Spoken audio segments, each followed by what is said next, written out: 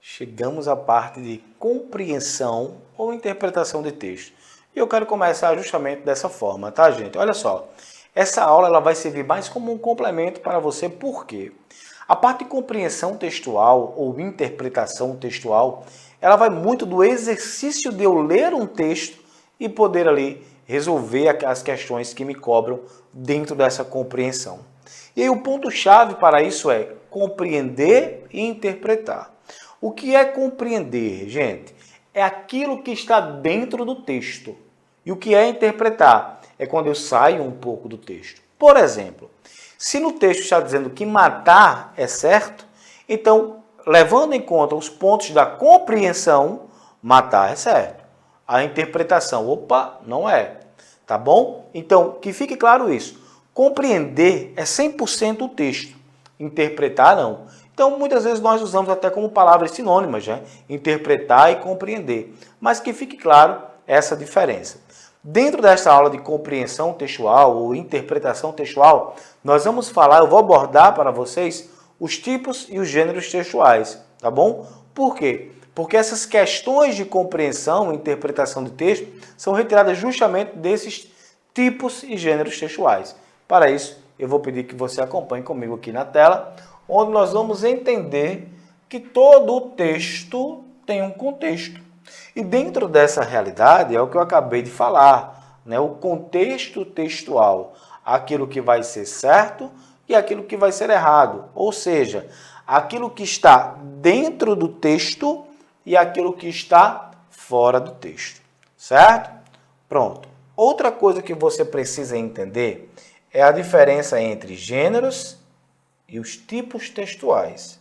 Eu quero que você entenda que o tipo textual é algo amplo, é algo macro.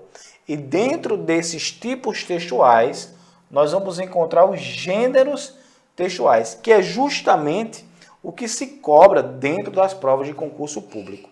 Mas aí nós vamos ler o que foi que eu trouxe para vocês aqui, tá bom? Gêneros textuais correspondem aos textos efetivamente produzidos em nossa vida cotidiana, e apresentam características gerais, formato, sequência, estrutura linguística, assunto, facilmente identificáveis, intimamente relacionadas às práticas sociais de uma comunidade. Os gêneros textuais apresentam as seguintes características: são inúmeros e variados, tanto quanto são as práticas sociais, são relativamente estáveis, tão estáveis quanto as práticas sociais que servem. Enquanto a prática social estiver em vigor, o gênero textual associado a ela também estará em vigor, ou seja, circulará. Assim como a vida em sociedade está sempre mudando e evoluindo, novos gêneros surgem e outros desaparecem, tá bom? E outros se mantêm e aí sucessivamente. Eu falei que os gêneros eles estão dentro dos tipos textuais e é isso que eu vou mostrar para você agora. Esses tipos textuais, tá? Deixa eu apagar aqui, pronto. Então vamos lá. Ó, quais são os tipos textuais, gente? Eles estão aqui, ó. Narrativo descritivo, argumentativo, explicativo expositivo, injuntivo ou instrucional. Tá bom? Então pronto. Entra aqui também o prescritivo, que não é tão cobrado, mas eu falo para vocês. Então vamos lá. O que é a narração? A narração é um tipo de texto que predomina em gêneros, como crônica, romance, fábula, piada, novela, conto de fadas. Então, a partir do momento que você está contando uma piada, lendo uma crônica, um romance, você está lendo um gênero textual que pertence à tipologia narrativa. Já a tipologia descritiva é um tipo de texto predominante em gêneros, como retrato, anúncio classificado, lista de ingredientes de uma receita, guia turístico, listas de compra, né, e por aí vai, o cardápio. Aqui eu tenho o ato de caracterizar. Eu quero até que você coloque aí, ó, caracterizar. certo? Aqui eu tenho o ato de narrar, contar. Argumentativo. Dependendo aí da sua idade, tá? Você pode não ter visto o argumentativo. Você viu a dissertação. E eu aprendi dessa forma. Quando eu estudava era só dissertação. Hoje nós temos a argumentação ou a dissertação argumentativa. Tá? E o texto argumentativo ou a dissertação argumentativa é um tipo textual predominante em gêneros, como um manifesto, um sermão, um ensaio, um editorial de um jornal, uma crítica, uma monografia, uma redação dissertativa, uma tese de doutorado, etc. Tá bom? Então aqui eu defendo uma opinião e eu quero que você coloque aí que se defende algo, uma opinião. Tá bom? Subindo aqui, nós vamos encontrar a dissertação expositiva, ou a exposição, ou explicativo ou expositivo. Isso é tudo a mesma coisa, tá bom?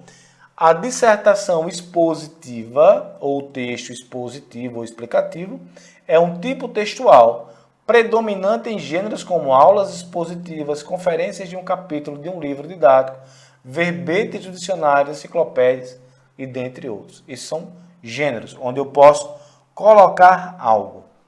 Já instrucional ou injuntivo é um tipo de texto predominante em gêneros como horóscopo, propaganda, bula de uma receita, receita culinária, manual de instrução de um aparelho e etc. É onde há uma caracterização, uma instrução para que eu faça algo. Tá? Prescritivo. O que é que acontece com essa tipologia?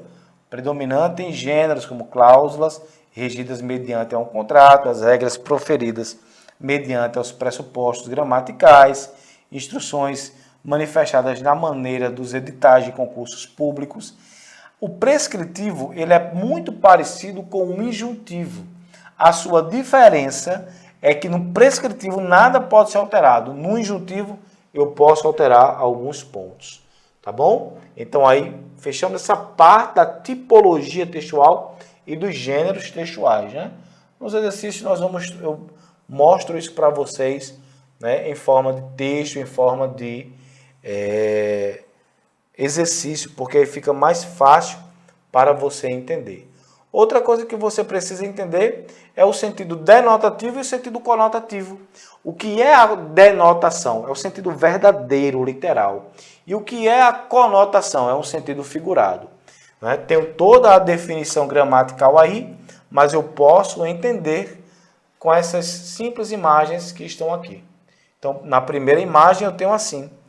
Hamlet. O que é o amor? Amor é um substantivo simples, masculino, abstrato. Você é tão romântico.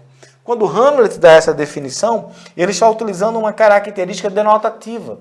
Mas o que a personagem queria ouvir era a característica conotativa, como falou Camões. Amor é fogo que arde sem se ver, é uma ferida que dói e não se sente, é um contentamento, descontente e por aí vai, né? É dor que desatena sem doer. Camões utilizou um aspecto figurado, um aspecto conotativo. Tranquilo? Fechamos denotação e conotação. Vamos entender agora o que vem a ser a coerência de um texto e a coesão de um texto. Gente, preste atenção.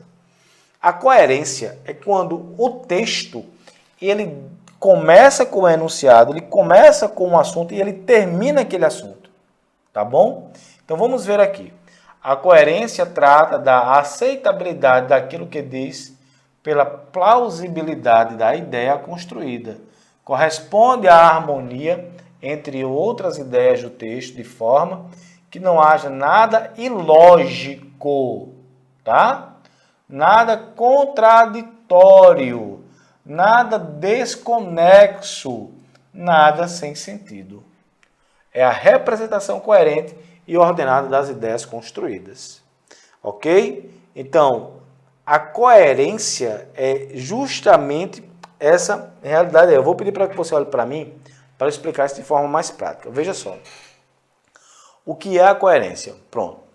Eu estou hoje gravando a aula para vocês E eu não poderia vir gravar esta aula de roupa de banho, de sunga, por exemplo. Porque isso não é coerente. Isso é incoerente. A roupa de banho eu vou usar em uma característica. Na praia, na piscina e etc. Não é? Da mesma forma que eu não vou para a praia com um traje deste que eu vim gravar esta aula. Tá bom? Então isso é ser coerente. A partir do momento que eu rompo com isso, eu estou sendo incoerente. Combinado assim? E o que é a coesão? A coesão é a ligação entre as partes do texto. Se um texto ele está conectado, ele está ligado, ele está coeso. Do contrário, ele não está coeso. Eu vou mostrar isso para vocês agora. Ó. Volta para cá, por favor. O texto é na parte de coesão, mas eu faço um paralelo de coesão e coerência agora com vocês. Preste atenção nessa leitura, na leitura desse texto. Venha comigo. João Carlos vivia em uma pequena casa construída no alto de uma colina árida, cuja frente dava para o leste. Eu já estou vendo um termo que está ligando os enunciados aqui, ó, cujo, coeso. Desde o pé da colina se espalhava em todas as direções até o horizonte uma planície coberta de areia.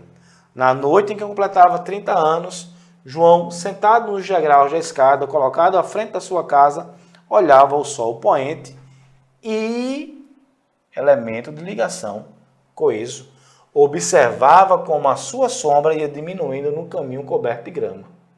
De repente, advérbio, ó, tá? Então, coeso, viu um cavalo que descia para a sua casa. As árvores e as folhagens não lhe permitiam ver distintamente.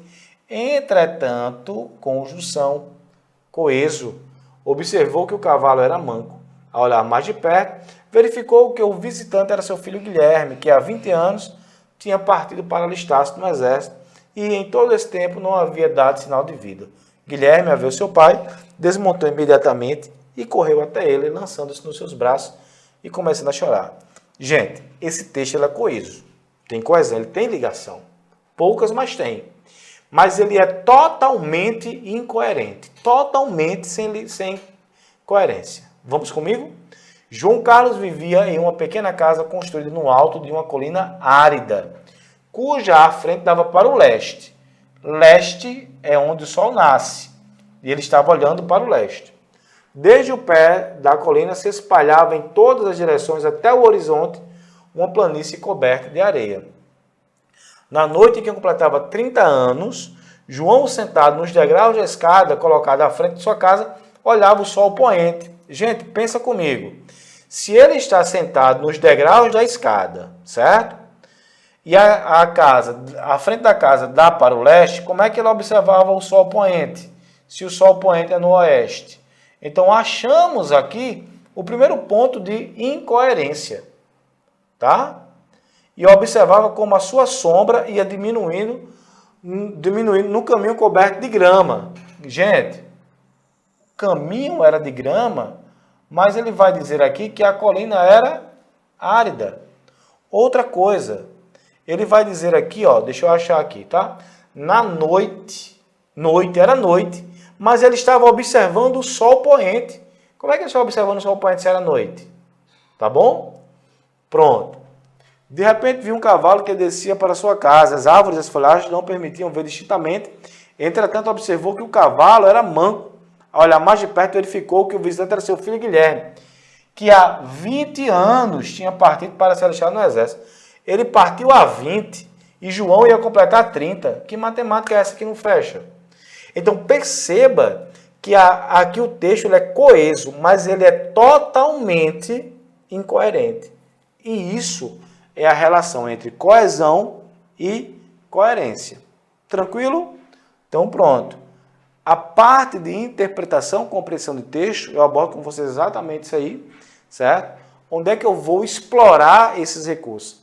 Na parte dos exercícios, mostrando aí o fator da coesão, da coerência, né? Dos elementos que ligam, da compreensão da interpretação. Então, vamos para lá responder essas questões. E vamos assistir a próxima aula, que é a nossa última aula, que é funções da linguagem. Vamos lá.